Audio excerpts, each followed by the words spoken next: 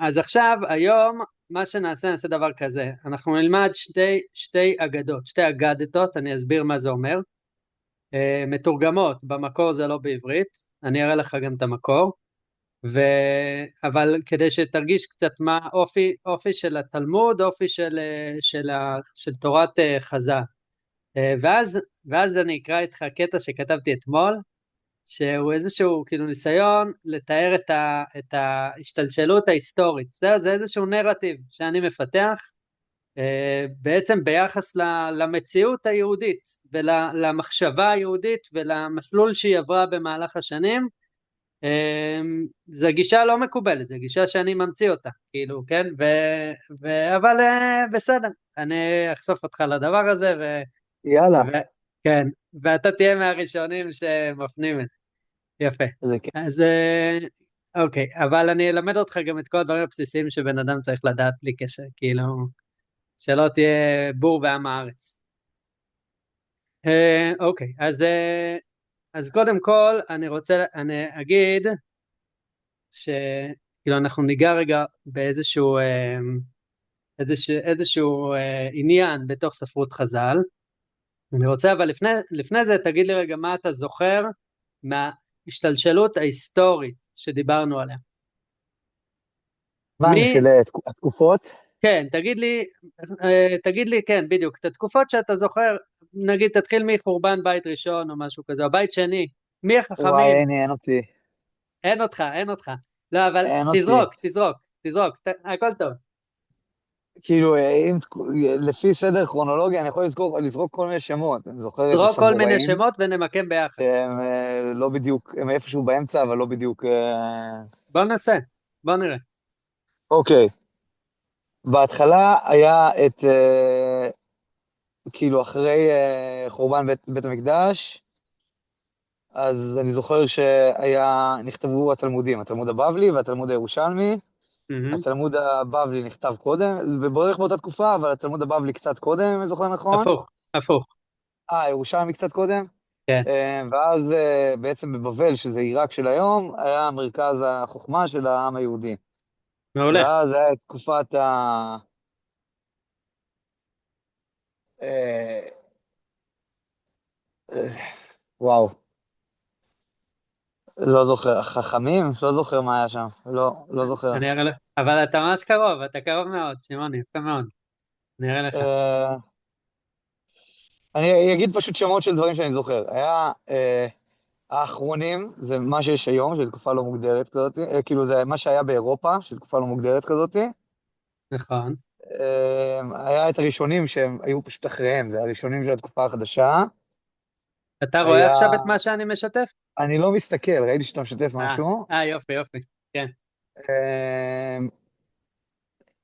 זה כבר היה באירופה, אז לפני זה היה סבוראים איפשהו בתקופת המעבר, אולי היה אה, אחד ביניהם. יפה מאוד. כן, אני זוכר שהסבוראים היו כאילו לא לפה ולא לפה, הם היו כאילו פר נכון, וכאלה. נכון. אה, זהו, אולי היה את בית הלל ובית שמאי, כאילו הלל ושמאי, נכון. שהם היו התלמידים של רשב"י, נראה לי, אם אני זוכר נכון אמרת. רשב"י אחריהם, אוקיי, אבל זה רשב"י נכון. אחריהם, אבל הלל ושמאי כאילו היו זוגות, הם היו שזה תחילת... הם היו כן. תלמידים של רב כלשהו, כאילו, אני זוכר, פשוט של... נכון, כי אנחנו של שמעיה ואבטליון, כי אנחנו למדנו את השרשרת, למדנו את הזוגות בהתחלה במסכת אבות. נכון, אבל, אבל אתה זוכר תנאים ואמוראים? אתה זוכר את השמות האלה? נכון, תנאים ואמוראים, כן, וואי, איך שכחתי אותם, שמה הם? כן.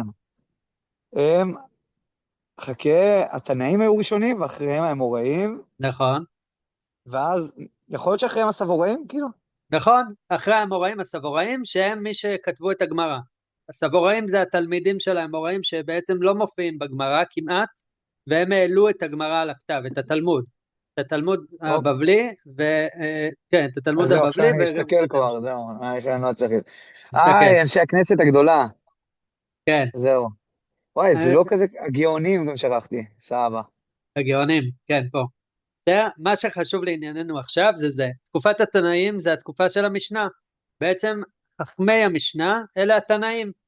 מהזוגות, ראינו את את יהושע בן פרחיה, ואת ראינו את באמת הלל ושמאי, ושמעה ואבטליון, ואלה הזוגות, ואחר כך באו חכמים כמו רבי עקיבא, ורבן יוחנן בן זכאי, תגיד, ורבי מאיר, ילד דתי בחינוך דתי פשוט, ממלכתי דתי, בסדר?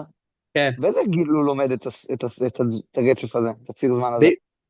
אז לא לומדים את זה בדיוק ככה, וגם לא כל הילדים הדתיים יודעים את זה. זאת אומרת, הם לא מקשיבים, וגם לא, זה לא יושב טוב, כי באמת, זאת שאלה מצוינת ששאלת, כי בעצם מה שעושים, לומדים משנה, אבל לומדים גם הלכה, וההלכה נוצרה בתקופת האחרונים, ובעיקר ההלכה שלומדים, כן?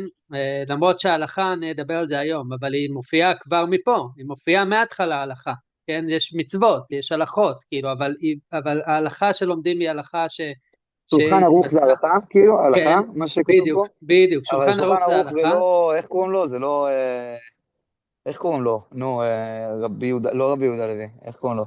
רבי יוסף קארו, זה רבי יוסף קארו, אוקיי. רואה אותו? מרן יוסף כן. קארו, רבי יוסף קארו, כן? אז הוא בעצם המעבר בין הראשונים לאחרונים, רבי יוסף קארו, כי הוא אוסף לתוכו את תורת הראשונים. צריך לעשות על זה שיעור בפני עצמו. אבל אז בעצם מה שקורה היום בחינוך הדתי, זה שלומדים משנה, לומדים גמרא, בעיקר מכיתה ז' והלאה כזה, לומדים גמרא, ולאט גמרא זה לאט, תלמוד. נכון, גמרא זה תלמוד, אוי, זה מבלבל שלי זה שני מילים, אוקיי. כן, משנה אני זוכר, כי זה מהתקופה שלפני התלמוד, כאילו משנה מלשון נכון, שינון. נכון, שלפני שזה היה כתוב, אז שיננו את זה בראש, ואז אחרי זה נכון, באו שניים, כאילו באו אנשים וכתבו את זה, העלו את זה לכתב. נכון, נכון, בדיוק. משנה אני זוכר, אבל תלמוד וגמרא זה תמיד מבלבל אותי, מה זה תלמוד ומה זה גמרא. בסוף זה ייקלט. כן. דרך אגב, שלחתי גם סרטון שיש מישהי שהיא כאילו חברה שלי מהילדות, שהיא מסבירה ממש ממש באופן בסיסי, זה בעיקרון לנשים שלומדות גמרא, אבל זה מתאים לכל אחד כאילו חדש, היא ממש מסבירה מה זה התלמוד, והכל בצורה מאוד מפורטת ומאוד מאוד פשוטה, אז אם אתה שלחת רוצה, גם אותו? מה זה? שלחת גם אותו? כן, שלחתי גם אותו. אתה מכיר את בר נתיב משהו? איך קוראים לה? כן, כן, כן, בטח. היא גם עושה כל מיני מפגשים היא כאלה. עושה ממש לחילונים, כאילו גם בהגדרה. בהגדרה לאנשים שהם לא שומרי תורה ומצוות ולא גדלו בעולם הזה, וגם בלי שום כאילו ציפייה שזה יגרום להם איזושהי התחזקות או משהו כזה. אני גם מכיר עוד מישהו שמלמד אצלה והוא ממש אחלה, כאילו מישהו שאני עכשיו צפיתי בו בשיעורים שלו, ממש טוב, יואל שפיץ. אז בר נתיב אחלה, זה סגנון אחר קצת כאילו משלי, אבל היא אחלה. אוקיי. ובכל אני האלה חזור. של אלול שאמרתי לך גם לומדים בטוח, כאילו מקטעים, אבל בר נתיב היא ממש מלמדת אותך ללמוד, כאילו זה הקטע שלה. אוקיי, אז היום אנחנו נתעסק בעיקר בתקופת התנאים, בתקופת המשנה. אז אנחנו מתעסקים בתקופת התנאים, והיום נתעסק גם בתקופת האמוראים, ואנחנו נראה בעצם יצירה שלהם, נראה גם של תנאים וגם של אמוראים, בסגנון מסוים. לסגנון הזה קוראים אגדה. יש בחלוקה גסה, מחלקים את הספרות, ספרות חז"ל דרך אגב, שניהם נקראים חז"ל, לא כולם נקראים חז"ל, אלא רק האמוראים והתנאים. יש בעולם העממי, כולם אומרים חז"ל, כולם, בסדר? אבל זה לא נכון, בסדר? הלשון המדויקת יותר זה להגיד חז"ל על התנאים והאמוראים, אלה חז"ל, חכמי המשנה והגמרא, בסדר? אחר כך זה תקופות אחרות. אז אז בספרות חז"ל מחלקים אותה בעצם לשני חלקים גדולים, שהם ז'אנר, הם סגנון, הלכה ואגדה. ראינו שזה לא בדיוק ככה, כי לדוגמה במסכת אבות זה לא היה הלכה, וזה גם לא אגדה, אין פה סיפורים או משהו כזה, אלא יש פה מוסר, יש פה חוכמה, אבל כאילו בגדול אומרים יש הלכה, שזה כמו מתי קוראים את שמה בערבית, נכון? ראינו את ההלכה הזאת? ממתי, כן. אני כן, זוכר את אז זה גם. יש פה הלכה, מתי אומרים את שמה, קריאת שמה, נכון? בערבית. ואז מסבירים, משעה שהכהנים נכנסים לאכול בתרומתם, יש פה הלכה שקשורה למקדש, כן? והזמנים, ועוד ועוד הלכות. לדוגמה, יש הלכה, השותפין שרצו לעשות מחיצה בחצר, בונים את הכותל באמצע. זאת אומרת, הלכות נזיקין, מה קורה אם יש שני שותפים ורוצים לעשות מחיצה בחצר? אז אומרים, הם בונים את הכותל, את המחיצה הזאת, הם בונים אותו באמצע, לא בצד של זה ולא בצד של זה, הם מתחלקים במרחב באמצע. זה ועוד ועוד. מהתלמוד. מה זה? זה תלמוד, זה טקסטים לא, זה תלמודיים. משנה. זה משנה. משנה. זה משנה, זה הלכות כאילו ככה, הלכות כתובות מה שנקרא, כאילו באים ואומרים לך, אוקיי. עכשיו יש שם מחלוקות גם, כן, אבל זה כאילו אומרים לך ככה, ואז התלמוד דן על זה, הוא אומר למה זה ככה, מאיפה יודעים שזה ככה, מה קורה במקרה הזה, והם מביאים דעה חולקת נוספת שלא מופיעה במשנה ומביאים אותה, ועוד ועוד. התלמוד זה דיון בהלכות האלה, זה לא מקבלים אותם, הרבה פעמים לא מקבלים אותם אוטומטית, אתה מבין? אלא יש זה ממש דיון נוסף. דיון אקדמי דתי. כן, זה לא אקדמי, כמו, כי זה כאילו, סגנון אחר, אבל זה תפיסה לא, אבל אחרת. יש בסוף דעה, ואז, אתה יודע, ביקורת עמיתים כזה על הדף, וכאילו, כל מיני דברים כאלה. נכון, נכון, אבל התפיסה היא תפיסה אחרת, ואני אנסה להראות לך היום קצת, כאילו, מהתפיסה שעומדת בבסיס המחשבה היהודית. יש הרבה טקסים, כן, אבל יש איזה גם פילוסופיה מסוימת, שהיא עומדת בבסיס, ואני אומר לך דברים שנויים במחלוקת, כן, לא כולם הסכימו עם זה, אבל אני אומר לך את דעתי. בשביל זה אז, אני כאן. מה זה? בשביל זה אני כאן, לשמוע את דעתך. מעולה, מעולה. אז, בעולם, חז"ל בעצם יצרו, יצרו הלכות, וגם יצרו, או שיננו הלכות ומסרו הלכות, אבל גם יצרו עולם שלם נוסף, שזה באמת אמירות חוכמה ואגדות. אגדות, סיפורים, סיפורים עם מסר, כן? ומשלים, זה ספרות מטורפת שלמה, כאילו ספרות ברמה הכי גבוהה שיש, כאילו זה יצירה, כאילו יצירת מופת. וזה מופיע, ההגדה, בתלמוד הבבלי לדוגמה יש הכל, גם במשנה יש גם סיפורים לפעמים, במשנה יש פתאום סיפור, כן, לדוגמה ראינו גם כן בברכות, ראינו מעשה וחזרו בניו של רבן גמליאל מהמשתה, באמצע הלילה הם חזרו, ואז הם מדברים עם רבן גמליאל, אבל זה עוד סיפור שהוא קשור להלכה, אבל יש עוד סיפורים נוספים. אבל היום אנחנו נראה ממש סיפור שכאילו עומד בפני עצמו, והוא בעצם האגדה הזאת, קוראים לסיפורים האלה קוראים אגדה, כן? אגדה מלשון הגד, שזה, הגד, כן, כמו בפסח, בה', אגדה בה'. בדיוק, זה עם ה', אבל עם א' זה פשוט, והגדת לבנך. נכון, בדיוק, א' זה פשוט תוצר של הארמית, כאילו השפה הארמית השפיעה על המילה הגדה, ואז זה הפך להיות אגדה, וזה אותה מילה, היום בעברית המודרנית זה אומר משהו אחר, זה אומר באמת fairy tale, כאילו משהו מדומיין, אבל במקור המילה אגדה היא פשוט סיפור, וזה אותו דבר הגדה עם ה' כמו שאמרת, הגדה של פסח, והגדה עם א' זה אותו דבר, אז ספרות האגדה או ספרות ההגדה, זה פשוט כל שאר המלל שהוא לא הלכה, זאת כאילו ההגדרה הקלאסית שהיא לא הגדרה בעצם, כן, אבל אני רוצה להתמקד בהקשר הסיפורי, אז עכשיו אנחנו ניכנס רגע לסיפור אחד, סיפור סופר קלאסי, נתחיל בעצם עם סיפור אחר ואז נלך לסיפור הקלאסי, כן? עכשיו זה סיפור על רבי תנחומה, וזה סיפור שמופיע במדרש, אני אסביר לך מה זה אומר, במדרש שקוראים לו בראשית רבה, אוקיי? זה לא בתלמוד, זה לא מופיע לא במשנה ולא בתלמוד, חוץ מהמשנה והתלמוד יש עוד ספרים נוספים, שבעצם בתוכם מקובצת תורת חז"ל, אוקיי? הספרים האלה קוראים להם מדרשים, אוקיי? ויש בהם סיפורים ודרשות על הפסוקים, לדוגמה, זה מדרש בראשית רבה, בראשית רבה, כן? אז נגיד, יש פה,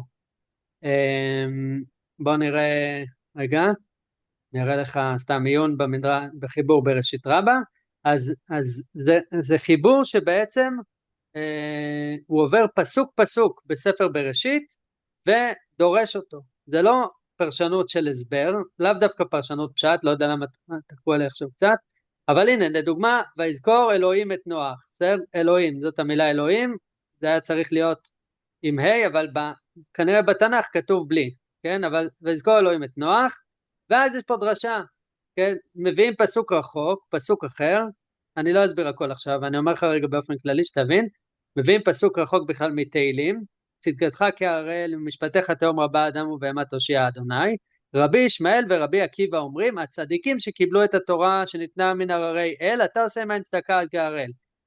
יש פה, זה ספרות נוספת, ספרות מדרש, שדורשים לא הבנתי, פסוקים. ויזכור אלוהים את נוח, וצדקתך כהררי אל משפטך תהום רבה אדם ובהמה תושיע אדוני, זה כן, שתי פסוקים, כן. והטקסט שאחרי זה מהו?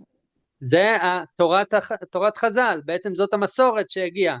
המסורת למעשה היא כזאת שאומרים יש לנו את פסוק ויזכור אלוהים את נוח, ועל גבי זה דיברו, החכמים דיברו ביניהם ודרשו, כן? הם דרשו את הפסוק והשתמשו במדרש, השתמשו קודם כל בצדקתך כהראל, את זה הם דורשים, ולאט לאט זה מתגלגל ומגיע עד המשמעות של ויזכור אלוהים את נוח. יש פה כאילו טקסט, זה טקסט אומנותי, אני עברתי קורס שלם על הדבר הזה, זאת אומרת אני לא אגיד לך את זה עכשיו ב5 דקות, אבל מה שאני רוצה להבהיר לך, זה שבעצם זה ספר, זה לא תלמוד, זה ספר נוסף שקוראים לו, לסוגה הזאת קוראים מדרש, אוקיי? אוקיי, אני פשוט לא הבנתי כל כך מה זה הם דרשו אותו, כאילו, פשוט הם דנו דרשו אותו, בו, זה אומר שהם הוציאו ממנו מסר כאילו נוסף, ניתחו אותו ספרותית, כאילו? משהו כזה, אבל בצורה חופשית, וזה ז'אנר ספציפי, אנחנו נלמד את זה מתישהו בהמשך בעזרת השם. זה משהו, יאללה. זה ספציפי, בסדר? זה לא, זה קצת קשה לי לתאר את זה בעל פה, צריך להבין, להרגיש את זה מבפנים. בואו ננסה עכשיו, אוקיי, נראה את זה. אוקיי? אוקיי. הנה, אז, לדוגמה, אנחנו עכשיו פה בפרשה ל"ג, יש כאילו פרשות אוקיי. בתוך זה, זה מחולק לפי פרשות או טוב פרקים, אדוני לכל ורחמיו ועל כל מעשיו, מעולה. ואז אמר רבי יהושע בן לוי, ואז טוב, ואז טוב הוא מסביר, אדוני לכל, ואז הוא מפרק את טוב אדוני לכל. בדיוק, או מפרק את רחמיו על הכל, הוא מפרק את כל הפסוק, דווקא הוא מפרק את ההמשך פה, כן? ורחמיו על הכל שאין מעשיו. זאת אוקיי, אומרת, הוא הבנתי. מסביר, כן? הוא זאת אומרת, מסביר, הוא טוב כאילו לבריות שלו, כאילו, רחמיו הוא בדיוק, נותן על הבריות שלו, כאילו. מעולה, בדיוק, למה הוא טוב להם? כי הם המעשיו, זה כמו להיות הורה לילד, בגלל שהוא הילד שלך אכפת לך ממנו, אבל אז מה אומר רבי ישמעאל? זה אומר רבי יהושע בן לוי, אבל מה רבי ישמעאל אומר? איפה, אני לא יודע איפה זה.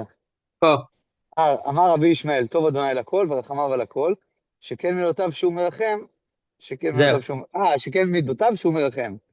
אז כאילו, מה ההבדל? שהוא אומר זה פשוט התכונה של אלוהים, התכונה הטובה שלו בדיוק, זה שהוא רחמן, יפה מאוד, והוא אומר לא, הוא מרחם עליהם כי הם בעצם בריאותיו, הוא מרחם על הכל כי הם בריאותיו, הוא שומר על... יפה מאוד, יפה, הוא לוקח אחריות על מעשיו בעצם, בכך שהוא מרחם יפה על מאוד, בריאותיו. יפה מאוד, זאת אומרת זה גישות שונות ביחס למהות הרחמים של אלוהים, האם זה בא מתוך הבנתי.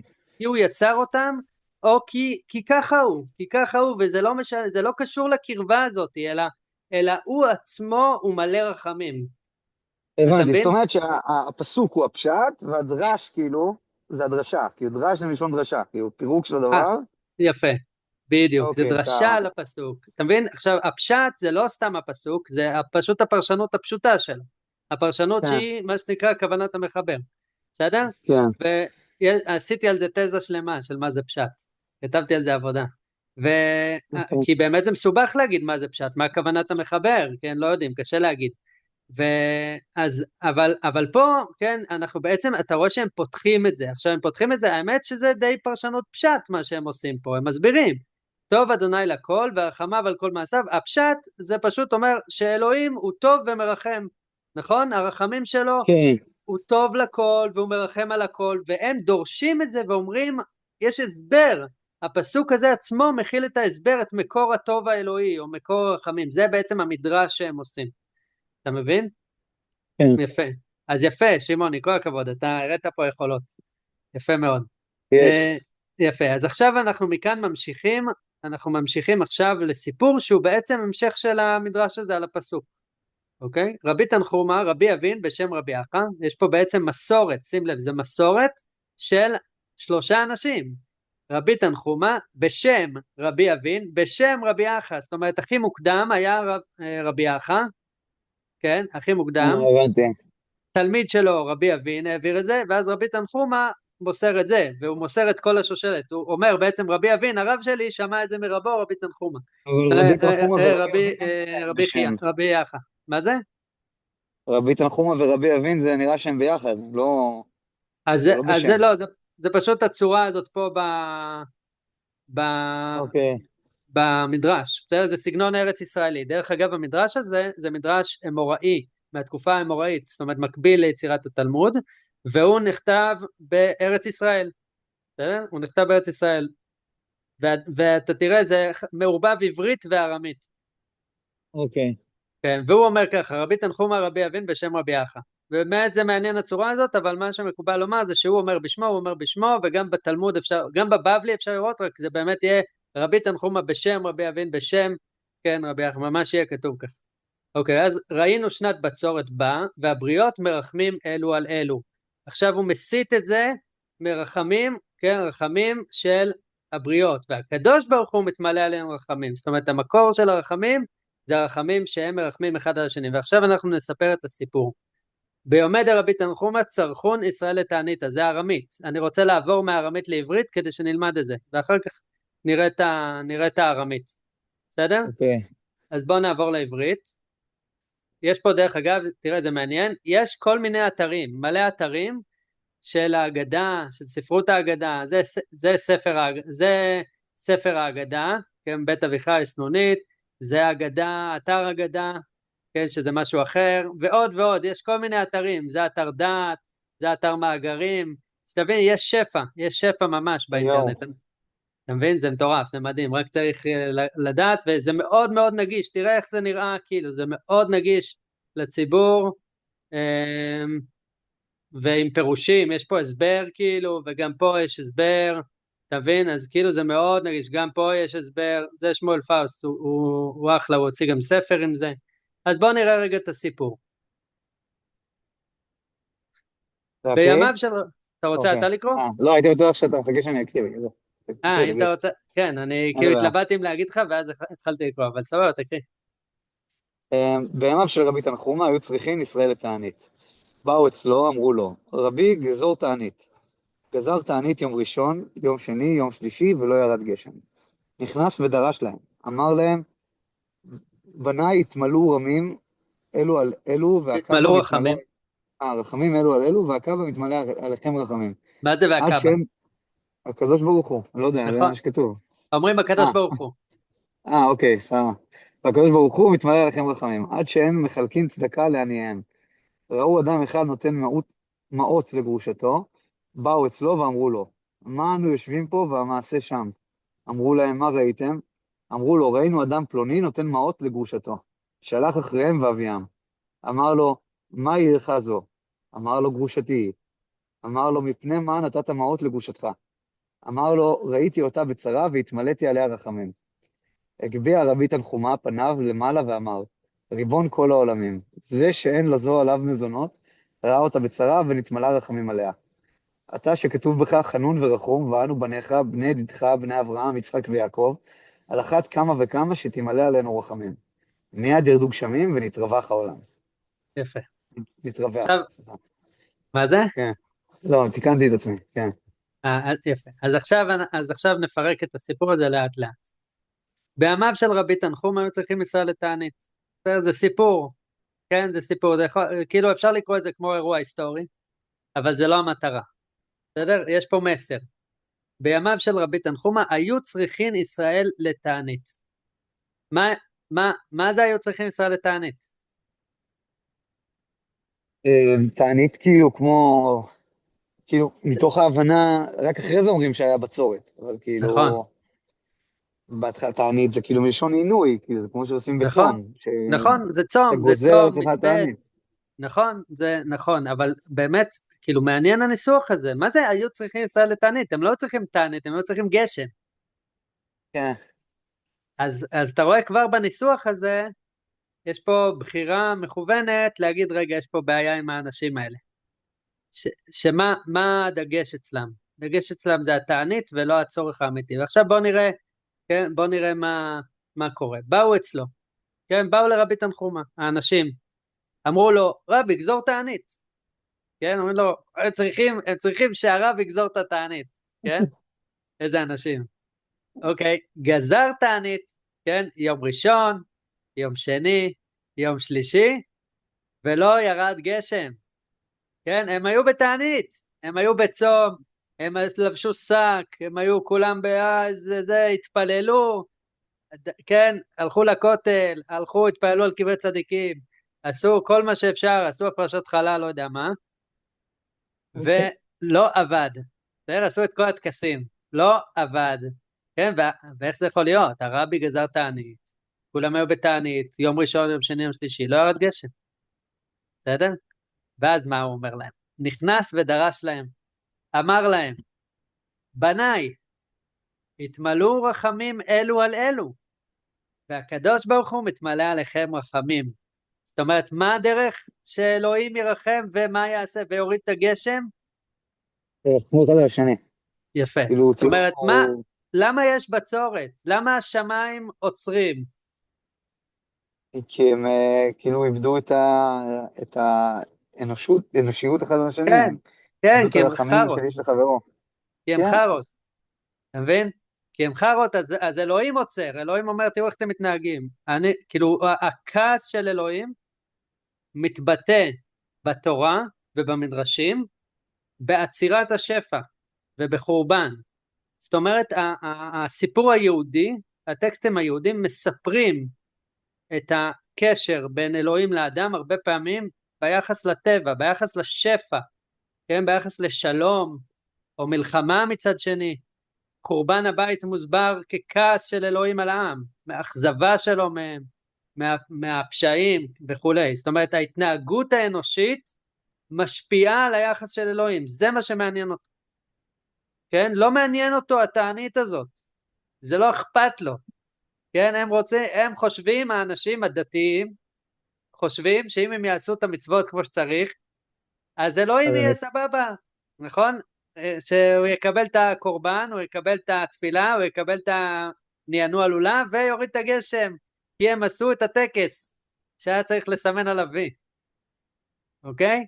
ואז אלוהים, אז רבי תנחומא מנסה להגיד להם, לא, לא, זה לא האירוע. בסדר? ואז מה קורה? עד שהם מחלקים צדקה לעניהם, כן? הם מחלקים צדקה לעניהם, כי הוא אמר להם, תתמלאו רחמים, נכון? אז מה הם עושים באופן אוטומטי? מה המצווה של רחמים? מחלקים צדקה. יפה, אוטומטית, הם יודעים כבר, כן, אין בעיה, רחמים, אין בעיה, אני אביא כסף לזה, אני אביא תרום לזה, אני אביא זה. כן? עד שהם מחלקים צדקה לעניהם, יש להם עני גם כנראה ספציפי, כן, שהם מחלקים, לכל אחד יש את העני שלו, שהם יודעים לסמן עליו תווי, כן? ראו אדם, כן, עד שהם מחלקים צדקה לעניהם, זאת אומרת, הם נותנים את הכסף וכל הזה, עד, בלשון חז"ל זה עוד, זאת אומרת, תוך כדי שהם מחלקים צדקה לעניהם, ראו אדם אחד נותן מעות לגרושתו. מעות זה? כסף, כסף. כאילו, נותן, כן, נותן לה כסף, למי? לגרושתו. יפה, וזה אירוע, כן, זה אירוע, כי למה הוא נותן כסף לגרושתו? לא שלו, כאילו, לא אחראי עליה יותר. לא רק שהוא לא אחראי אליה, נראה אנחנו צריכים שיש לתת פה, לעניים, כאילו. זה אמור להיות לעניים, וזה נראה גם שיש פה בעיה, אתה משלם לגרושתך, מה אתה מקבל ממנה בתמורה, כאילו, יכול להיות שיש פה איזה, אתה יודע, משהו של זנות, כאילו, כן? זאת אומרת, על מה אתה משלם לה? היא גרושתך, להפך, אמור להיות ביניכם ניתוק, נכון? אמור להיות ביניכם גט כריתות, אתם בטח סיימתם את הקשר כי היה ביניכם ריב, אז מה זה התשלום הזה? הם מסתכלים על זה והם רואים פה חטא נורא, ואז מה הם חושבים? הם חושבים אולי שלמה אין גשם? הוא בגללו. נותן לה אמרות. כן. כן. אוקיי? ואז מה הם באים? הם אומרים לרבי תנחומא, באו אצלו, לרבי תנחומא, ואמרו לו, מה אנו יושבים פה והמעשה שם? אתה לא רואה, זה האירוע. אנחנו פה יושבים ומתענים, ושם הוא בכלל חוטא. עושה חטאים, מה שבא לו, הוא הורס לנו. נכון? איך היום חושבים הרבה פעמים, אם כל עם ישראל ישמור 2 שבתות, שמעת את זה פעם? אולי, לא יודע, לא... יש איזו הנפצה, כן? שאם כל עם ישראל ישמור 2 שבתות, יכול להיות שזה כתוב איפשהו, כן? אבל זה עדיין הנפצה, אז יבוא המשיח. ואז מה כל הדוסים אומרים? החילונים גורמים לזה שהמשיח לא בא, כי הם לא שומרים שבת, נכון? הם הורסים לנו, כן, אז תשמור 2 שבתות, כן? מה אכפת לך? יבוא המשיח, בסדר? אז כולם מאשימים אחד את השני, הדוסים, זה תמיד הדוסים, שים לב, הדוסים הם החיצים של חז"ל מופנים כלפי הדוסים, תמיד, כמעט תמיד, בסדר?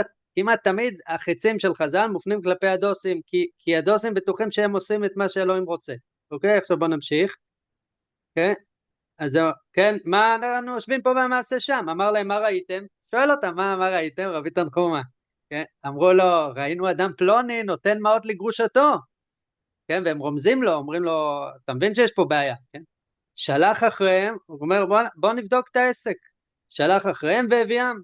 שים לב, אבל הוא לא ישר אומר, וואי וואי וואי, מה זה האירוע הזה? זאת אומרת, יש פה איזשהו מישהו שקול בדעתו, הוא אומר, בוא נראה מה האירוע, בוא נשמע. שלח אחריהם והביאם. אמר לו, עכשיו רבי תנחומה שואל את מי שנתן מעות לגרושתו, אמר לו, מהי לך זו? מה, הוא עושה, שים לב איזה בירור, הוא עושה בירור איתי, לא מניח שום דבר, כן? אמר לו, מהי לך זו? אמר לו, גרושתי. אמר לו, מפני מה נתת מעות לגרושתך? אמר לו, ראיתי אותה בצרה, והתמלאתי עליה רחמים. ראיתי אותה בצרה, והתמלאתי עליה רחמים. וזאת גרושתו, שהיה ביניהם פיצוץ, והם כנראה נפרדו אולי אפילו מתוך שנאה, אבל האדם הזה יכל לראות את הצער ואת הצרה שלה, והוא התמלא עליה רחמים, רחמים של אמת, והוא נתן לה כסף, והוא לא הלך לאיזה עני מונפץ, לעני שלו, כן, הוא לא הלך כן? בצורה אוטומטית לעשות צדקה בדיוק, בצורה רובוטית בדיוק, בשביל סימנוב בדיוק, אלא הוא עשה וסימון צדקה מצרך. אולי לאדם שהכי קשה לו לעשות צדקה, למישהו הוא באמת ראה את הסבל שלה, כן? ואז זה רבי תנחומה לזה הוא חיכה, כן?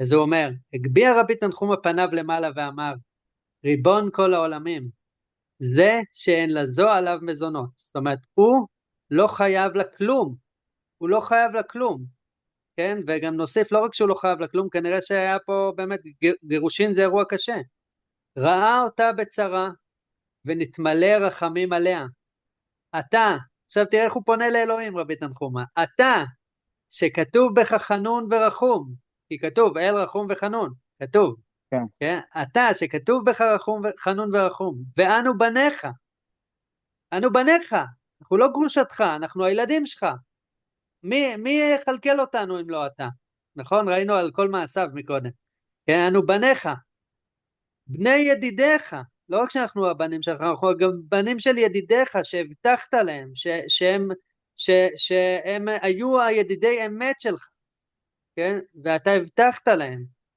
ודאגת להם, כן? אנחנו בניך, בני ידידיך, בני אברהם, יצחק ויעקב, על אחת כמה וכמה שתמלא עלינו רחמים. זאת אומרת, הוא דן את אלוהים, הוא איתו במשפט, הוא אומר לו, תקשיב, הבן אדם הזה, הוא יתמלא רחמים אמיתיים על מישהו שהוא לא חייב לה כלום, הוא לא חייב לה כלום, לא רק שהוא לא חייב לה כלום, זה אקסטרה, והוא התמלא עליה, הוא ראה אותה, והוא אומר לאלוהים, אתה לא תראה אותנו? איך אתה יכול? איך אתה מתנהג? כאילו הוא בא איתו בדין עם אלוהים. ואז, כן, מה התגובה? מיד ירדו גשמים ונתרווח העולם. זאת אומרת, בזכות הבן אדם הזה, כן, ובזכות החוכמה של רבי תנחומה, שהוא יודע מה אלוהים רוצה, אבל בזכות הבן אדם הזה בסופו של דבר, הקדוש ברוך הוא התמלא רחמים וירד גשם ושפע, והאנשים לא כתוב עליהם כלום, האם הם השתנו, לא השתנו, למדו משהו מהסיפור, לא למדו כלום כנראה, כן, נשארו דוסים, כן, אבל הבן אדם הזה הוא פתח את הפתח, בשביל הבן אדם הזה כל העולם קיבל גשם, אתה מבין? וואו, סיפור יפה ממש.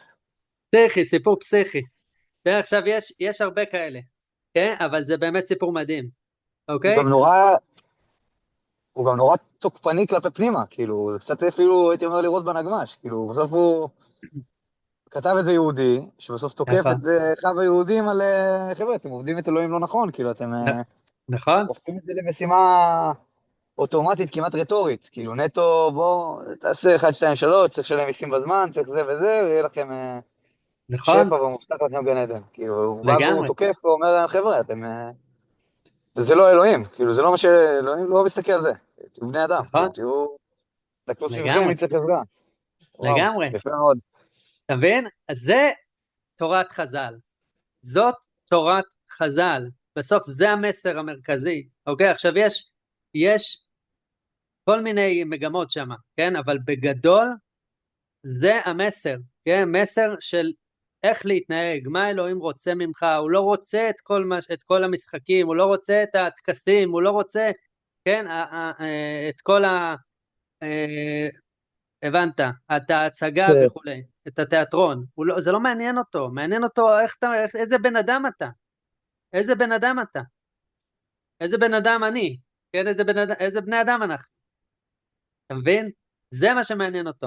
אני רוצה להראות לך את זה, זה מופיע גם בתורה, בתנ"ך, זה מופיע במיוחד אצל הנביאים, לדוגמה, מיכה ג', כן? זה מיכה, אולי ד', רגע, מיכה לא, נמצא את זה, הנה, תראה מה הוא אומר, מה אומר מיכה? במה אקדם אדוני, יקף לאלוהי מרום, איך אני אכבד את אלוהים, במה אקדם אותו?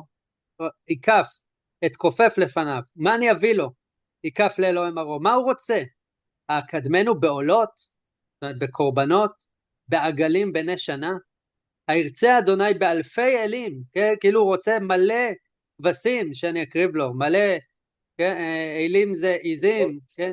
אה, הירצה אדוני באלפי אלים, ברבבות נחלי שמן, באיזשהו, כן, קורבן של שמן, האתן בכורי פשעי, זאת אומרת, הוא הולך פה מקצין את זה, כי אנשים בתקופה הזאת בתנ"ך, אנשים הקריבו את הילדים שלהם, אפשר לראות את זה גם כמובן. במיתולוגיה היוונית, וגם במולך ועוד, האתן בכורי פשעי, פרי בטני חטאת נפשי, עכשיו תראה מה הוא אומר, הגיד לך אדם מה טוב, ומה אדוני דורש ממך, כי אם עשות משפט, ואהבת חסד, והצנע לכת עם אלוהיך.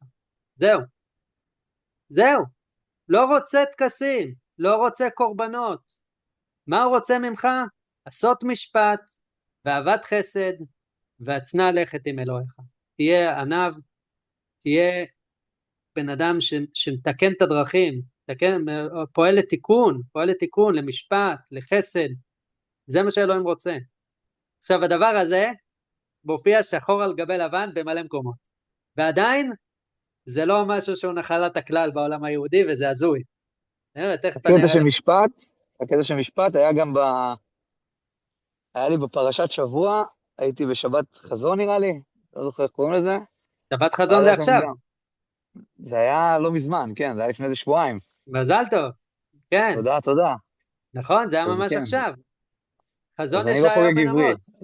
אז אני מפספס, נכון, חזון ישעיהו בן אמוץ. נו, זה וגם בול, זה שם בול הוא זה, אומר, שם הוא גם אומר, שצריך לעשות אותו משפט דבר, כל יתום לגמרי. וכל אלמנה וכל זה.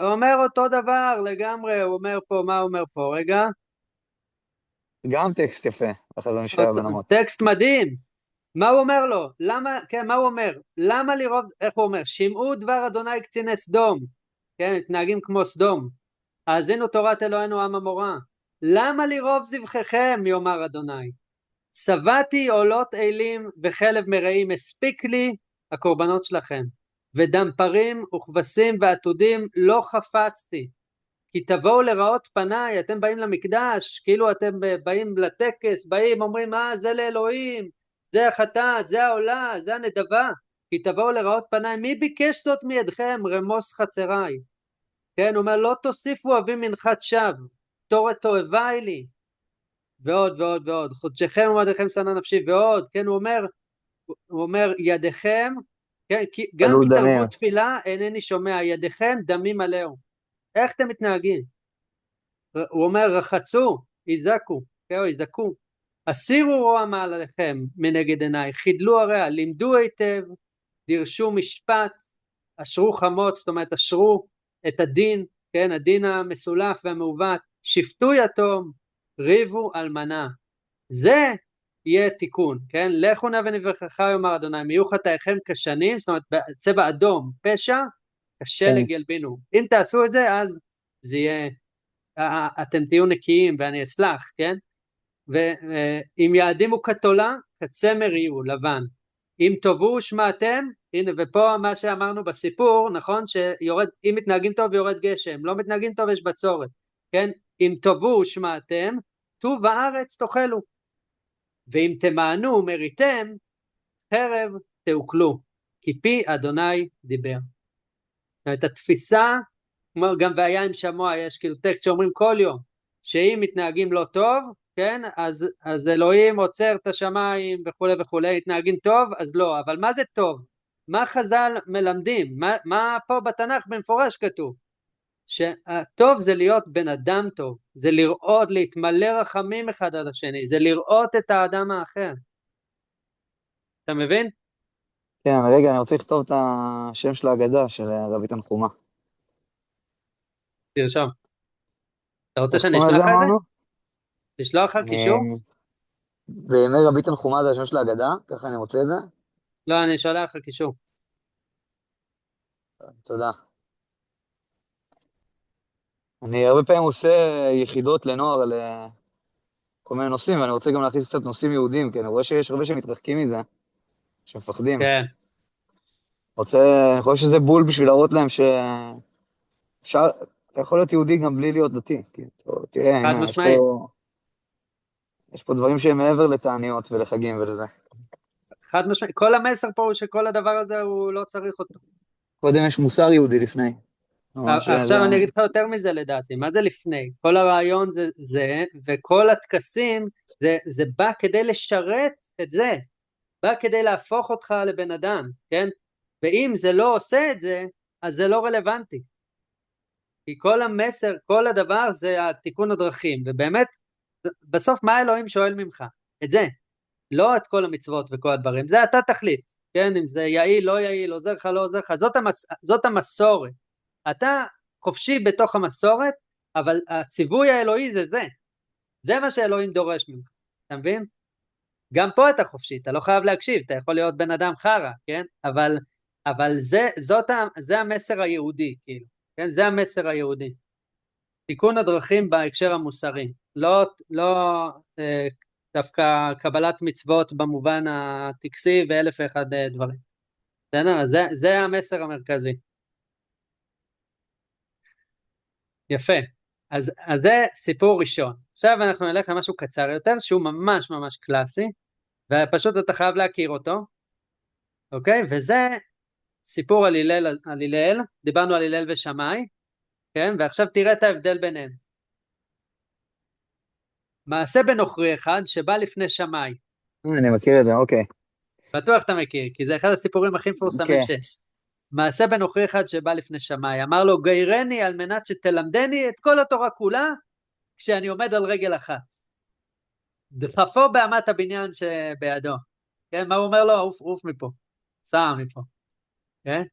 בא לפני הלל, כן? גירו. אמר לו, ועכשיו הוא אומר, מה הוא אומר לו? כן, שזה המשפט. אמר לו, מה ששנוא עליך, לא תעשה לחבריך. בסדר? וזה בארמית. המשפט הטוב יותר זה ואהבת לרעך כמוך. בסדר? אבל זה מה שהלל אמר. מה ששנוא עליך, לא תעשה לחבריך. יש פה עניין של הדדיות, של יחס לאדם האחר. זוהי כל התורה כולה, והשאר פירושו, לך למד. זאת אומרת, כל התורה זה ההקשר הזה של אני רואה את האדם האחר, ואני אומר, מה, אם אני פוגע בו, אני לא פוגע בו, איך אני מתייחס אליו? זאת כל התורה. זה מה שהוא אומר, כן? על רגל אחת, וכל השאר פירוש. כל השאר פירוש. כל השאר פירוש. זה מטורף. כן, לגמרי. זה הסיפור, כן? זה מדהים. אולי אמת הבניין, אולי יש לזה משמעות, כן? שהוא מודד אותו, כן? שהוא שופט אותו, שהוא אומר, אתה לא יכול... מה זה הדבר הזה, כן? והלל אומר, רגע, בוא, ויש דבר אחד, זה ואהבת לך כמוך, או מה שנוא עליך אל תעשה חבריך, במובן של איך אני מסתכל על האדם האחר, כן? וזה כל התורה כולה וכל השאר פירוש, לך תלמד. זה האירוע. איזה כיף, וואו, איזה מטורף. נהדר, באמת נהדר. יפה. עכשיו, אחרי שלמדנו את שני, אז אלה בעצם מדרשים, אבל אתה רואה שזה מופיע בבבלי, אתה רואה? תלמוד בבלי, מסכת שבת, אבל דף אמרת ל"א. שזה מדרש והקודם היה אגדה. הקודם היה בתוך ספרות המדרש, אבל גם הקודם הוא אגדה, כן? שניהם אז הם זה לא אגדות. אגדה. מה? זה לא אגדה, אמרת שאגדה זה מחוץ לתלמוד ולמשנה. לא, לא, לא, אגדה זה פשוט משהו לא הלכה, זה סיפורים ומסרים וכל זה, אוקיי? אבל מה שאמרתי זה שיש תלמוד ויש מדרשים, ספרות מדרש, או ספרות כן. אגדה, זה אותו דבר, בסדר? ספרות מדרש, הבנתי, אוקיי. בסדר? והמדרשים פשוט פה, בראשית רבה הוא פסוק פסוק הוא עובר, והוא דורש, אבל אנחנו ראינו חלק מתוכו, ש, שדיבר על, כאילו עם הסיפור על רבי תנחומא, זאת אומרת בתוך הדיון הזה בפסוקים, ראינו את הסיפור על רבי תנחומא, שהוא בעצמו הוא אגדה, בסדר?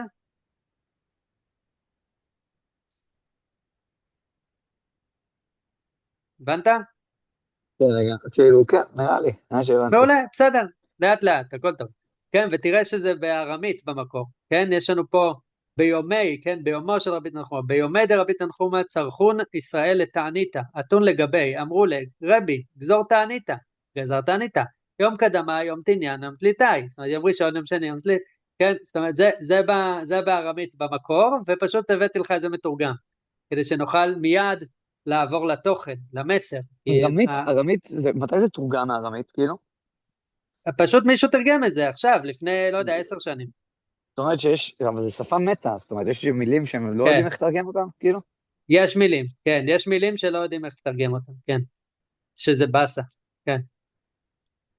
זה אוקיי. היה, אז בתקופה ההיא, במרחב שאנחנו מדברים עליו, זה היה כמו האנגלית, זאת הייתה מה שנקרא לינגואה פרנקה, השפה של הממשל, שפה השפה שולטת. הנפוצה, כן, השפה השולטת, זאת הייתה השפה הארמית, זה כמו שבעוד, אם בעוד 20 שנה, אם בעוד 2000 שנה, לא יהיו יותר דוברי אנגלית, אז זה היה סיטואציה, יחזרו אחורה ולא הבינו כלום, כן, אבל אז היום אנחנו מבינים, כי בעצם אנחנו שמרנו, כן, במסורת היהודית, שמרו את ההיכרות עם הארמית, למדו גמרא, כן, למדו מדרשים, בעיקר למדו גמרא, המדרשים הם זה די חידוש שלומדים אותם עכשיו, אבל היו אנשים לא מעט חכמים במהלך הדורות שלמדו את המדרשים, כן,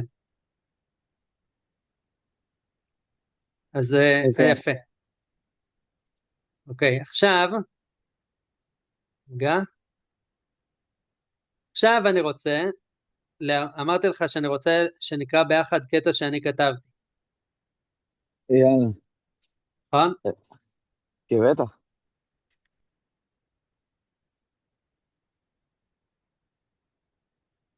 יפה, זה קשור לשיטה שאני פיתחתי בלימוד התלמוד, אוקיי? אז זה כאילו מתחיל ממנה, אבל זה מגיע בעצם לתפיסה, הדברים שדיברנו עליהם היום. אז אני מתחיל להכניס אותך דרך התלמוד, לא יודע אם נסביר הכל, אבל אני מכניס אותך דרך הדבר הזה, בסדר? אני אסביר לאט לאט, אוקיי. אז זה בעצם ניסיון לייצר נרטיב, זאת אומרת סיפור היסטורי של מה היה פה, אוקיי? ושל איך עוברים מהתלמוד לפעולה הממשית בעולם. כי בסוף הרי מה אלוהים רוצה?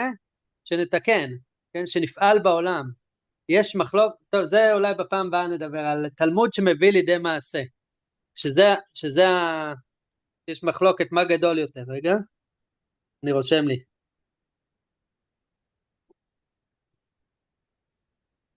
והיה עוד משהו שרציתי לדבר עליו, מה זה היה? אה,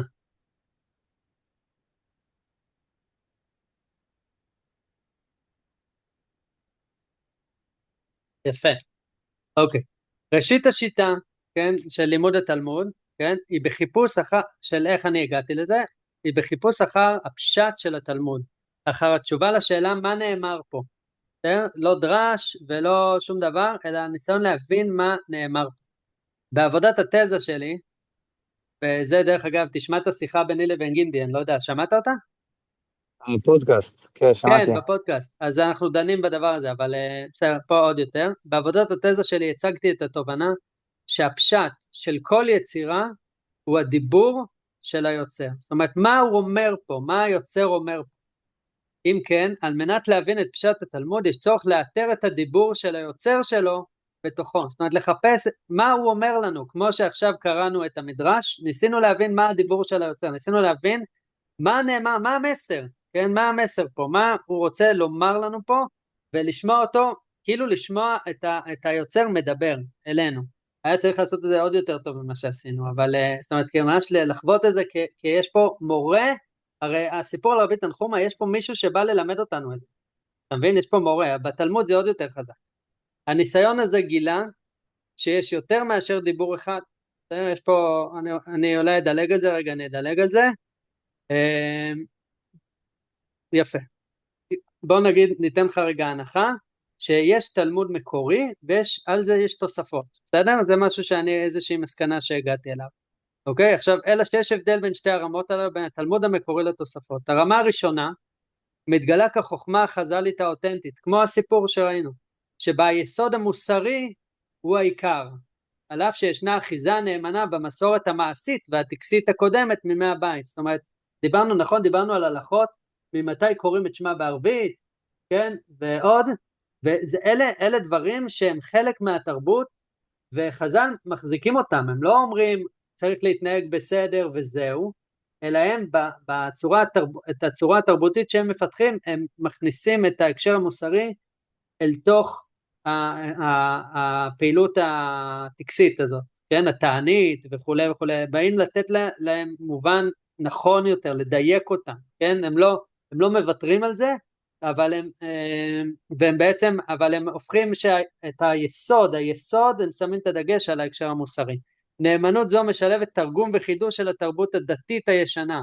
כן, יש פה טענה על זה שהבית בעצם נחרב, הנה, תרבות שכשלה והביאה לחורבן הבית והארץ. הבית השני נחרב, בדיוק כמו הסיפור עכשיו שראינו, נלמד גם אגדות החורבן, זה גם חשוב. איך נחרב? למה נחרב הבית? על המצור על ירושלים ואספת הסמים, סמי התבואה וכל זה? בדיוק, נלמד את זה ביחד, בעזרת השם נלמד את זה ביחד. יאללה. זה מדהים, סיפורים מדהימים שהם דומים לסיפור על רבי תנחומא, ואתה תראה את זה באופן מפתיע, או לא. זה סיפור כן, היסטורי, הסיפור הזה? על הסמים וזה, זה לא, זה יש אגדה, בזה לא? חלקים היסטוריים, קשה לדעת, כן, אז משווים ליוספוס פלביוס, וגם הוא לדעתי אומר ששרפו את הסמים, אבל קשה לדעת, זאת אומרת, הספרות החז"לית יש בה תוכן היסטורי, אבל המטרה המרכזית שלה היא חינוך, היא לא להביא לך עובדות, אלא יוספוס לתקן אותן. פלביוס הוא היה יהודי או יווני? כי הוא קוראים היה לו יהודי, יוספוס. נכון, הוא הוא היה מתייוון? יהודי שערק ועבר לרומאים, לצד הרומאי, והוא כתב את אוקיי. ההיסטוריה היהודית אחר כך, אחרי חורבן הבית. אוקיי, אוקיי. כן, אז חז"ל, כן, אבל התרבות שהייתה בזמן חורבן הבית הביאה גם לחורבן שלו, כי הם שמו דגש על איזה שהם מעשים, עוד, כן, אגדות החורבן, יש הרבה מה לומר שם. אוקיי, בואו נתקדם.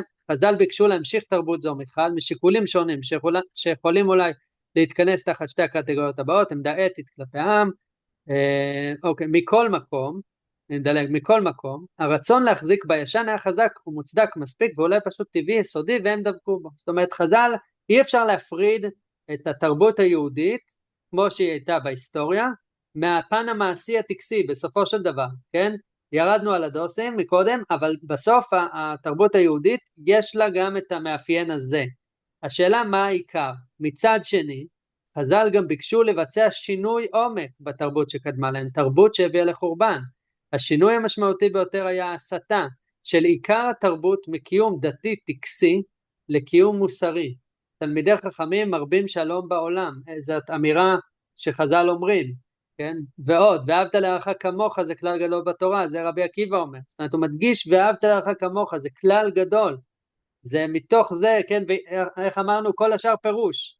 נכון? כל השאר פירוש. כן. אלא שמהפכה זו היא עצמה נאמנות למסר הקיים בתנ"ך במקומות רבים, כמו שראינו במיכה ובישעיה, בחזון ישעיהו, בצורה אפקטיבית יותר או פחות, באותה תרבות שבזמן הבית. ההבנה היא שאלוהים באמת אינו מעוניין בקורבן, כלומר בטקס בפני עצמו. הוא מעוניין בתיקון ובפעילות המכוונת על ידי אתיקה של אמת, זאת מוסר של אמת. עשות משפט ואהבת חסד והצנע לכת עם אלוהיך. לשם חז"ל הכווינו את היהדות, על אף שימור היסוד הטקסי.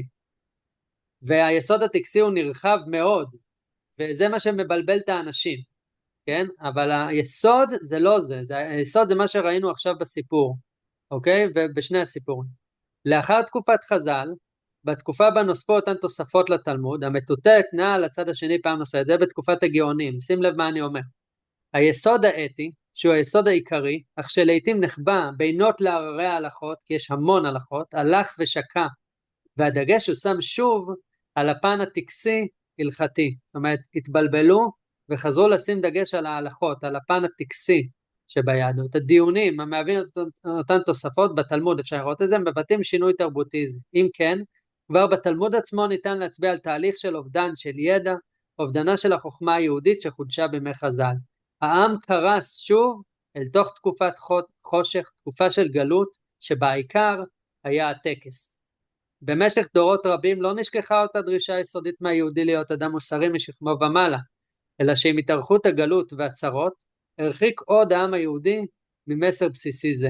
שולחן ערוך, דיברנו עליו, מהווה את אחת הדוגמאות החזקות לכך, לאובדן הדרך. למה?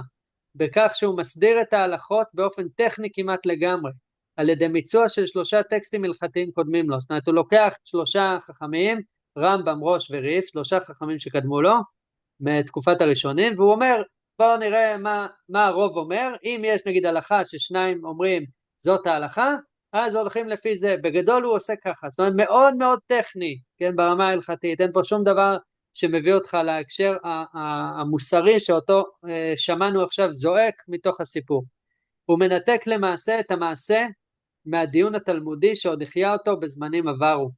את הנטייה הזו להתרחקות מתיקון המציאות חזקה תורת הסוד, שכיוונה את מבטנו ומעשינו אל מחוץ לעולם הממשי, אם לעולמות עליונים או לעולמנו הפנימי. זה היום אוהבים מאוד, אוהבים את החסידות, כן, או בעולם החרדי, וגם אצל חלק מהדתיים יש איזו תפיסה שכשעושים מצווה זה מתקן משהו בעולמות עליונים, אבל מה זה לא עושה? שום דבר מוסרי בעולם. המפנה מתורת חיים מוסרית, שדורשת את תיקון העולם הזה, לתורה של קיום טכני של חוקים, המצויים אמנם כבר אצל חז"ל באופן נרחב, כי אמרנו יש אצלם חוקים, כן, או לתורה של חיבור רגשי נפשי, שזה לא טוב, כן, פה מה שאני אומר, ולמחשבה שמה שהאל רוצה הוא שלם. זאת אומרת, עברנו מתורה מוסרית, כמו שראינו אצל חז"ל, לתורה טקסית, כמו שאנחנו חווים היום בהרבה מקומות. התפיסות האלה ביחס לתורה הלכו ופשו ברוב ככל קהילות ישראל. כן, אנשים בטוחים שאם יתפעלו מספיק חזק, אלוהים ישמע, ולא קשור איך הם מתנהגים. אוקיי? הם חושבים שאם הם יהיו אדוקים מספיק, ויאכלו כשר מספיק, וישמרו שבת מספיק, אז אלוהים יעשה מה שהם רוצים. אלוהים כספומט שלהם. אוקיי? לרבים הגיעו מים עד נפש, והם נטשו את התורה הדתית הזאת. זאת אומרת, ההקשר החילוני, כן, היהודי החילוני, כשהוא גדל על הדתי, הוא ראה את הדבר הזה, והוא אמר, זה בלתי נסבל, כן, התפיסה הדתית הזאת, כאלוהים, כאיזשהו כספומט, מה זה האלוהים הזה? ועזבו את היהדות, אחרים החזיקו בה מתוך נאמנות, שהיא עצמה עניין בעל משמעות אתית, או ומתוך חיבור נפשי לקיום דתי מסוג כזה או אחר. מעטים ראו את המסר האתי שבה, והבינו שהוא העיקר, על אף שהוא זועק ממש מן הטקסט, כמו שראינו. במקומות שונים, במיוחד בשטחים שבשליטת המוסלמים, בארצות האסלאם, נשמר שילוב קדום רך יותר בין המגמות האלה, אך ללא הבחנה מדויקת ופעולה חדה מתוך הבנת סדר העדיפויות, לקראת תיקון המצב ההולך ומחמיר. שלחתי לך על משהו גם באלול של כולנה, של תרבות יהדות ספרד והמזרח, ושם החיבור להקשר המוסרי הוא הרבה יותר טוב מאשר בעולם האשכנזי. כן, יש איזו רכות, יש יחס לאדם, יש כיפוף של ההלכה כשיש צורך כאילו מוסרי, שיש צורך לשמור על האחדות של העם, יש הרבה יותר גמישות בעולם המסורתי, או הספרדי, כאילו הספרדי ועדות המזרח וכו', כל מי שלא אשכנזי בעצם, אבל גם שם אין איזושהי הבחנה חדה מספיק כדי שיהיה תיקון, כן, של התפיסה שהלכה יותר ויותר והחמירה, של התפיסה החרדית, כאילו, כן, להיות דוס, הלכתי, קורבנות וזבחים, כן, עולות וזבחים, מה שאלוהים לא רוצה, ושהם היו שבטוחים הרבה, שזה מה שאלוהים רוצה. באופן פלאי, דווקא בעקבות היציאה מן החומות, כן, במאה ה-18-19, והמפגש עם מחשבת המערב במאות ה-19 וה-20, החלו להופיע ניצנים של הבנה מחודשת של האתי שביהדות כעיקרה או כנקודת המוצא שלה. אצל פרנץ רוזנצוויג ואחרים, הוא הוגה מאוד חכם, ויש הרבה מה לדבר עליו. אלא שרק השואה, על עוצמתה הכבירה והיקפה העצום, גרמה להתפרצות געשית ממש של זרמים תת-קרקעיים אלה שהיו קודם לכן חלשים ומעטים. הוגים רבים שראו וחוו בחייהם את השואה, חלקם שורדים ממש וחלקם צופים מזועזעים מהצד, בתוך ההתנסות בהכחשה הגדולה ביותר של האלוהים מאז ראשית הקיום, מצאו מחדש את קולו של אלוהים הקורא להם מתוך פניו של האחר. האדם נדרש, מצווה, להיות אחראי כלפי האחר, לפעול בצדקה שיש בה גם חסד ומשפט.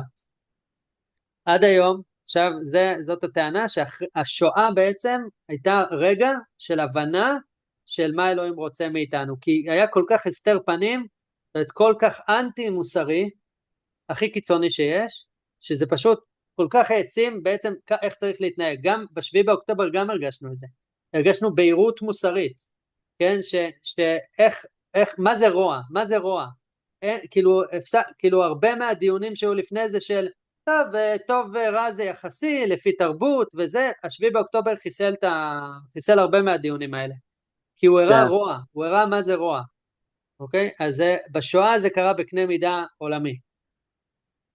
עד היום הציונות לא הייתה כר פורה למהלכים אלה שהתרחשו בעם היהודי. רוב הציונים הראשונים ביקשו לברוח מהקיום היהודי הגלותי, כיוון שלא היו מסוגלים לשאת בצדק את הצמצום שבו עבור האדם החי והחברה, אלא שהם לא הבינו שהמפעל שלהם יעמוד כולו בסכנה בתוך מספר דורות, בימינו. אם לא השכילו לאמץ, לדעתי, כן, תעשה מה שאתה חושב, אם לא השכילו לאמץ את אותה מסורת שזנחו, אבל הפעם מתוך קיום אמיתי ובעל משמעות, שלא רק מאפשר חיים, אלא גם מעודד אותם, ומהווה למעשה תנאי לצמיחה ולשגשוג. זאת האפשרות של הציונות כעת. האם להחזיק בתפיסות ישנות של היהדות, תפיסות שהובילו ומובילות אותנו לחורבן, או לעמול בפירוש חדש של היהדות, בהחזרת הממד האתי, להיות מרכזה של הדרך שבה אנו חיים, כך שנוכל לחיות במדינה ובמקום משלנו, יחד עם מימוש החזון של תיקון עולם, עליו אנחנו מופקדים, מתוך העובדה הפשוטה שזה משהו שאנו כצאצאי האבות מבינים אותו. אנחנו מבינים את המסר, כן? מבינים אותו, וזה, עצם ההבנה הזאת של זה דורש מאיתנו אחריות. כן? אנחנו יודעים את זה, זה דורש מאיתנו, אי אפשר להתעלם. ועלינו לשתף אותו עם שאר בני אדם בעולם. החזון היהודי... למה סימן שאלה אחרי בעולם? כי זה המשך פה של כן? או לעמול, מה לעשות. החזון היהודי המתחדש הוא המוצא מהפלונטר, הוא הפתרון לקיומנו כיהודים במרחב משלנו, בשלום ובשגשוג, אבל הוא גם הפתרון וקרש ההצלה היחיד לעולם כולו, שעלול להחריב את עצמו אם לא יתחנך בהקדם, יפנים את המסר של הקריאה אל האדם מן הפנים, קריאה אנושית באלוהים נוכח, מצווה ומקווה. אלא שכדי לעשות את זה, ועכשיו אני אומר, צריך לחזור לתלמוד, כן? כמו שראינו, אלא שכדי לעשות את זה כמו שצריך, עלינו לחזור לחנך את עצמנו על ידי שיבה אל המרחב האחרון, התרבות האחרונה, שבהם נידונה ופותחה התפיסה הזאת, דרך החיים הזו של אמת וצדק. תרבות זו עודנה קיימת בתלמוד, בדבריו של המורה, מי שמלמד, זאת אומרת, הבעל התלמוד, המתבונן בנו תלמידיו ואהובים מעבר לזמן, גם אם זה לא תמיד נראה ככה. זהו. זאת אומרת, האמירה פה היא שקריאה לחזור לאותה תרבות שפגשנו היום באגדות, כן? ושבה יש עיסוק נרחב ודיון עומק של מה זה אומר להיות אדם מוסרי ואיך עושים את זה, ומה האלוהים דורש ממך, כן? וההפיכה של הפנמה של הדבר הזה, ותיקון שלנו, חינוך שלנו, של עצמנו, של התרבות, בתרבות במרחב שלנו, אבל גם החוצה כלפי העולם, כן, וזה אני חוזר חזון ראוי, גם בשביל מדינת ישראל ועם ישראל, כן, ואין פה שום דבר כאילו שהוא איזה מתוך איזה כפייה, כן, אלא מתוך חוויית חובה, כאילו, ואחריות, אלא למסר הזה, שזה מסר כבד, כאילו, אבל משם זה בא. זהו, אז עד כאן.